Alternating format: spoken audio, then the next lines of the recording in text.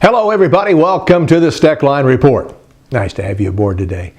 Well, I hate to cause a lot of concern around the country by my report today, but you know, some concern might be in order.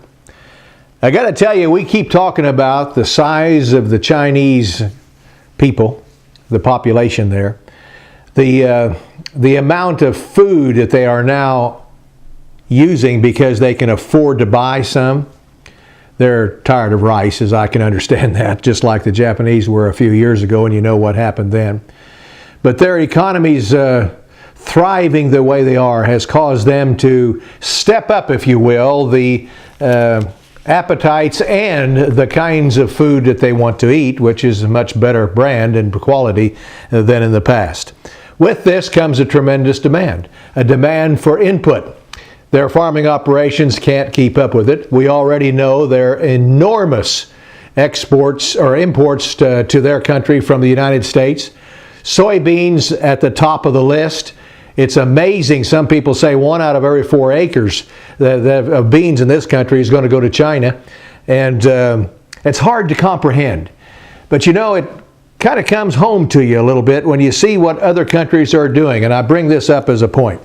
Argentina, a small but a powerful country that has a lot of agriculture, is debating foreign land buys. Their Congress gearing up for a battle on a bill to limit the amount of farmland foreigners can own in their country. And this may be something that we ought to talk about too. The proposal by their president would bar individual foreigners from owning more than 2,500 acres and would limit aggregate foreign ownership, in other words, total foreign ownership of Argentina farmland, to 20%.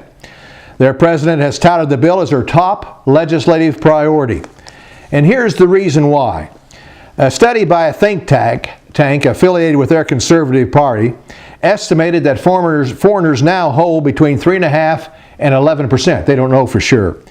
For years, the Argentine nationalists have raised concerns about purchases of large tracts by wealthy foreigners, including some people like Ted Turner, yes, clothing entrepreneur Douglas Tompkins, and the Benetton Group. They've got some pretty big acreage there. But guess what else is happening? The government of a Rio Negro province recently announced a deal to lease as much as, listen to this, lease 800,000 acres to none other than China. China says they would spend $1.5 billion in bees in irrigation and other infrastructure and plan to export the food they raise on that 800,000 acres to China, and most of it would be soybeans. Well, what does that mean for the United States? Right off the bat, we lose customers, don't we? That means something to America's farmers right there. Details of this plan are still kind of fuzzy, but they're coming more clear all the time. A congresswoman from an area where they want to lease this ground has led an opposition to this proposal. She says many growers are reluctant to shift from, listen to this, growing fruit to soybeans because the Chinese are demanding that those soybeans that are grown on the land that they lease be shipped to them. That's just one country.